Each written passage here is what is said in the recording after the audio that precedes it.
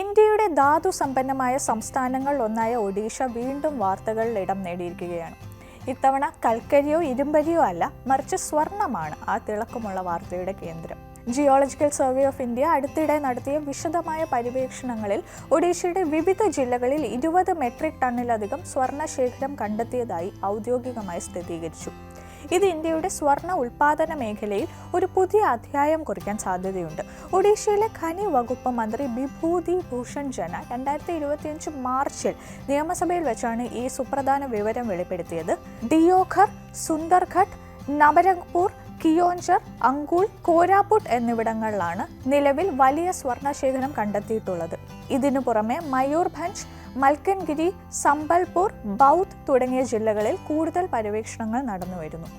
ഈ കണ്ടെത്തലുകൾ ഒഡീഷയെ ഇന്ത്യയിലെ ഒരു പ്രധാന സ്വർണ്ണ ഖനന കേന്ദ്രമായി മാറ്റാൻ സാധ്യതയുണ്ടെന്ന് വിദഗ്ധർ ചൂണ്ടിക്കാട്ടുന്നു.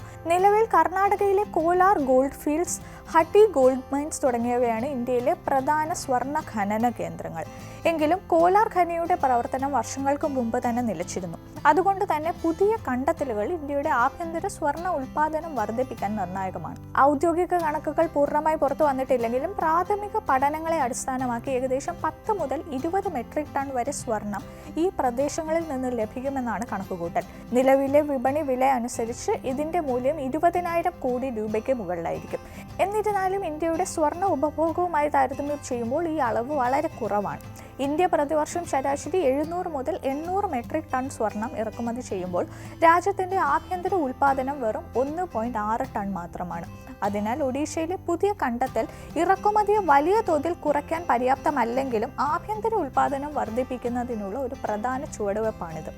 ഈ സ്വർണശേഖരം കണ്ടെത്തിയതിനു പിന്നിൽ GSIയുടെ ദീർഘകാലമായുള്ള പ്രവർത്തനങ്ങളുണ്ട്. ആദ്യം പ്രാഥമിക പഠനങ്ങൾ നടത്തിയ ശേഷം കൂടുതൽ വിശദമായ സാമ്പിൾ ശേഖരണവും ഡ്രില്ലിങ്ങും നടത്തിയാണ് അവർ കണ്ടെത്തലുകൾ സ്ഥിരീകരിച്ചത്. ഈ പ്രക്രിയ ഖനനം വാണിജ്യപരമായി ലാഭകരമാണോ എന്ന് നിർണ്ണയിക്കുന്നതിൽ നിർണായകമാണ്.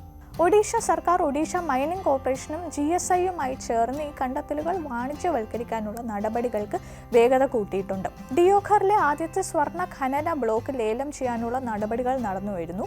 ഒരു സുതാര്യമായ ലേലത്തിലൂടെ ഏറ്റവും മികച്ച കമ്പനികൾക്ക് ഖനനത്തിനുള്ള അനുമതി നൽകാനാണ് സർക്കാർ ലക്ഷ്യമിടുന്നത്.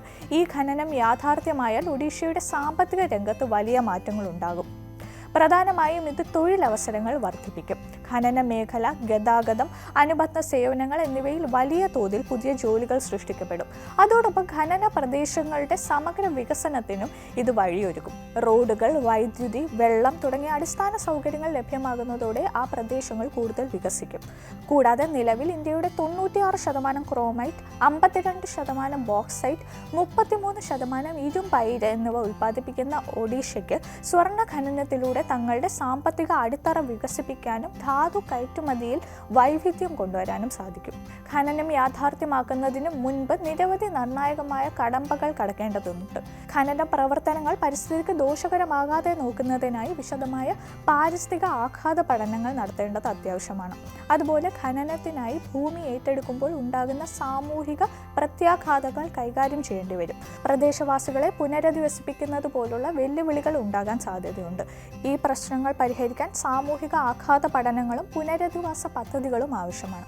അവസാനമായി അഴിമതി ഒഴിവാക്കി ഏറ്റവും മികച്ച സാങ്കേതിക വിദ്യയും മാനദണ്ഡങ്ങളും പാലിക്കുന്ന കമ്പനികൾക്ക് മാത്രം ഖനനം നടത്താനുള്ള അനുമതി നൽകുന്നതിനായി സുതാര്യമായ ലേലം ഉറപ്പുവരുത്തണം. ഇന്ത്യയുടെ ഖനന ചരിത്രത്തിലെ ഒരു പ്രധാന വഴിത്തിരിവാണ് ഒഡീഷയിലെ ഈ കണ്ടെത്തൽ. ഇത് രാജ്യത്തിന്റെ സാമ്പത്തിക വളർച്ചയ്ക്ക് ഒരു പുതിയ ദിശാബോധം നൽകും.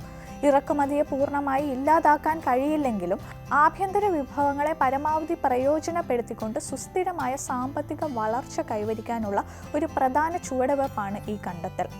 ഇത് പ്രാദേശിക സമൂഹങ്ങൾക്ക് സാമ്പത്തികമായി വലിയ നേട്ടങ്ങൾ ഉണ്ടാക്കുമെന്നും പ്രതീക്ഷിക്കാം.